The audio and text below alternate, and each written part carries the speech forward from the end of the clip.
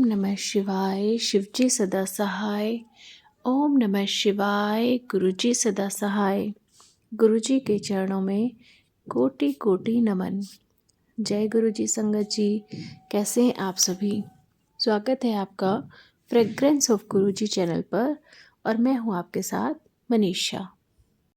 तो संगत जी, आज लाई हूं आपके लिए दिव्य आभा का अध्याय 73, जिसका शीर्षक है अमेरिका से वापस लौटी दंपत्ति को गुरुजी का आधार।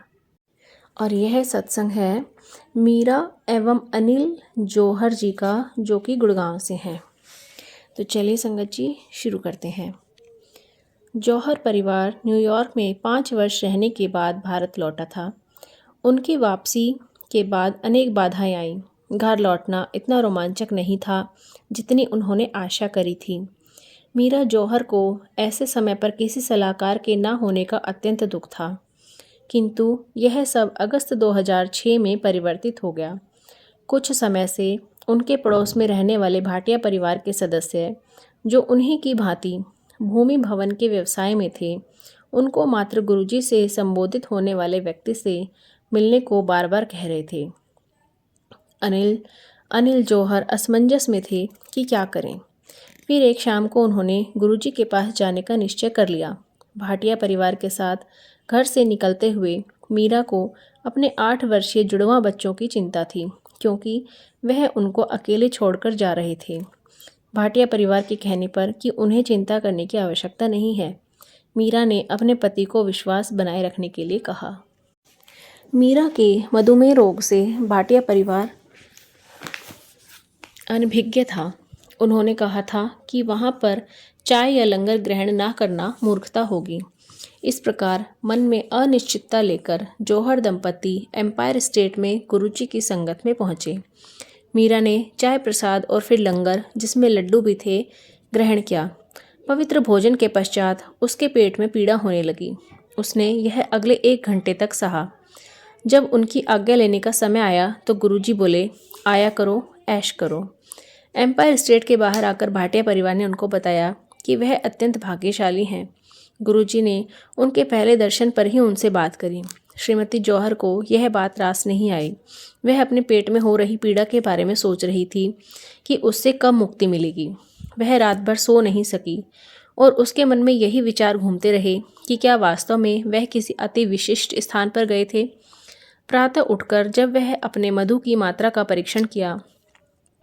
उसने अपने मधु की मात्रा का परीक्षण किया तो वह केवल 100 था। यह आश्चर्यचकित होकर यह सोच रही थी कि ऐसा नहीं हो सकता। घर पर तो एक रोटी भी खाने के बाद उसका मधु स्तर ऊपर चला जाता था। मीरा हर दर्शन के पश्चात अपने मधु की मात्रा का परीक्षण करती रही। हर बार उसका स्तर नीचे ही रहता। उसके ट्राइग्लिसराइड का स्तर भी 700 से घटकर 120 की सामान्य मात्रा पर आ गया था। अंततः उसने अपने और गुरुजी के परीक्षण बंद किए। उसे विश्वास हो गया कि गुरुजी के आशीर्वाद ही उसको रोग मुक्त कर रहे हैं। उसे लगा कि उसका रक्त भी स्वच्छ और शुद्ध हो रहा है, किंतु वह आभास ही नहीं, तथ्य भी था। प्रायः उसके रक्त परीक्षण करने में कठिनाइयाँ आती थीं। एक तो सही नस का पता नहीं चलता था और फिर उसमें से निकला हुआ रक्त प्रदूषित और गाढ़ा होता था। किंतु अब गुरुजी के पास जाने के पश्चात सुई पहले ही प्रयास में नस में जाने लगी और रक्त एकदम बाहर आने लगा। दिलचस्पी की बात यह है कि भाटिया परिवार को जौहर परिवार के अस्वस्थ होने का पता भी नहीं था। अनिल जौहर को भी सदा नजला रहता था। वह वातानुकूलित कमरे में नहीं बैठ पाते थे। गुरुजी के पास 2-3 मास जाने के बाद उन्हें अचानक आभास हुआ कि उनका यह रोग तो समाप्त हो चुका है। वह अपनी पत्नी के रोग के बारे में इतने चिंतित रहते थे कि अन्य बातें वह भूल से गए थे। जय गुरुजी। सफारी का चपटा टायर। जनवरी 2007 में जौहर और कुछ अन्य परिवार जिम कॉर्बेट राष्ट्रीय वन उद्यान में घूमने के लिए गए। सब 2 जीपों में चढ़कर वन के चक्कर काटते रहे, किंतु कोई जंगली पशु दिखाई नहीं दिए। बच्चे कह रहे थे कि उन्होंने गुड़गांव के शहरी वातावरण में कहीं अधिक पशु देखे हैं। थक कर वह अपने आवास स्थान पर आ गए और सुरक्षा कर्मचारी के पास रुके। उसने बताया कि वह अत्यंत भाग्यशाली हैं कि उन्होंने कुछ नहीं देखा। उनकी गाड़ी के टायर में एक लंबी कील घुसने के कारण वह बिल्कुल चपटा हो गया था। 3 घंटे तक वन के उबड़ खाबड़ मार्गों पर ना तो उन्हें इसका पता चला, ना ही इससे इनकी यात्रा में कोई रुकावट हुई। गुरुजी ने जौहर परिवार की अनदेखी विपदा से रक्षा करी थी। जय गुरुजी। मीरा को प्रेम पत्र।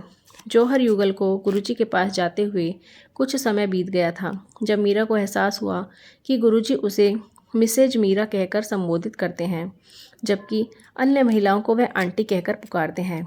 यह भेदभाव देखकर मीरा ने एक दिन दर्शन हॉल के बाहर पति को कहा कि ऐसा प्रतीत होता है कि गुरुजी उससे प्रेम नहीं करते हैं और वह उनके प्रियों की सूची में नहीं है। कुछ ही देर पश्चात गुरुजी से आज्ञा लेते हुए गुरुजी ने उसके हाथ में एक लिफाफा दिया और बोले, मीरा आंटी, लव लेटर।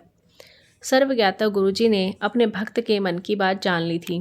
एक संध्या को आयोजित संगीत समारोह के निमंत्रण को प्रेम पत्र कहकर उन्होंने उसका उत्तर दे दिया था और उसके मन की समस्त शंकाएं दूर कर दी थी। उसे स्पष्ट हुआ कि गुरुजी के संबंध शब्दों पर निर्भर नहीं होते, वह तो अप्रकट प्रेम से बंधे होते हैं। गुरुजी की भौतिक उपस्थिति की भी आवश्यकता नहीं है, वह तो सर्वत्र हैं, वह दाता हैं और कोई अपेक्षा नहीं रखते हैं। ईश्वर होते हुए उनका क्षितिज असीमित है, वह केवल प्रेम और आस्था की आशा करते हैं। उनके आशीर्वाद सबके लिए है। जय गुरुजी। जौहर के निवास पर सत्संग। उनकी सर्व विद्यमानता का प्रत्यक्ष प्रमाण तब मिला जब जौहर परिवार को अपने गुड़गांव निवास पर उनका सत्संग आयोजित करने का गौरव प्राप्त हुआ। मीरा के अपने शब्दों में, हमने इस बड़े समारोह का आयोजन अपने घर के नीचे तहखाने में किया था। एक दिन पहले अति उत्साह से उसका प्रबंधन करते हुए मैंने अपने पति से कहा कि कितना अच्छा हो यदि उस समय हमें गुरुजी की उपस्थिति का आभास हो। गुरुजी ने मेरे मन की बात सुन ली और मेरी आकांक्षा पूर्ण करी।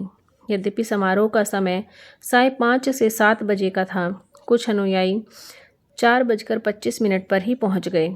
संगत के आते ही गुरुजी की सुगंध पूरे घर में फैल गई। हम अति आनंदित हुए, पर यह तो शुरुआत थी। गुरुजी ने उस समारोह को यादगार बनाने के लिए कुछ और भी सोचा हुआ था। तहखाने के हॉल में उनका बहुत बड़ा चित्र लगाया गया था। जैसे ही हम उनके दर्शन के लिए उनके पास गए, उनके मस्तक पर एक त्रिशूल दिखाई दिया। त्रिशूल त्रिआयामी था और चमक रहा था। हम स्तब्ध रह गए। परमात्मा की उपस्थिति से हमें उनका आशीर्वाद प्राप्त हुआ था। संगत के सदस्य आने लगे। गुरुजी की आरती हुई।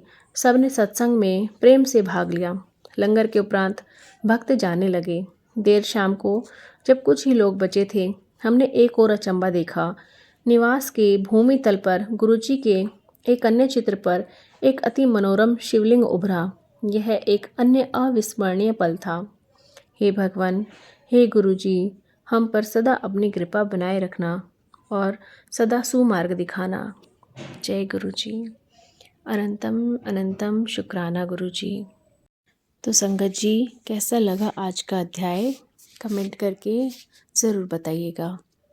अगर आप भी अपना सत्संग हमारे चैनल पर शेयर करना चाहते हैं तो डिस्क्रिप्शन बॉक्स में दिए गए ईमेल आईडी या व्हाट्सएप नंबर पर आप अपना सत्संग हमारे साथ शेयर कर सकते हैं।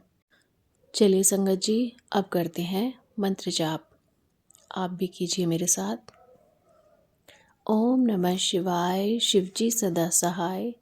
ओम नमः शिवाय, गुरुजी सदा सहाय। ओम नमः शिवाय, शिवजी सदा सहाय। ओम नमः शिवाय, गुरुजी सदा सहाय। ओम नमः शिवाय, शिवजी सदा सहाय। ओम नमः शिवाय, गुरुजी सदा सहाय। जय गुरुजी। जल्दी ही मिलते हैं संगत जी एक नए अध्याय के साथ।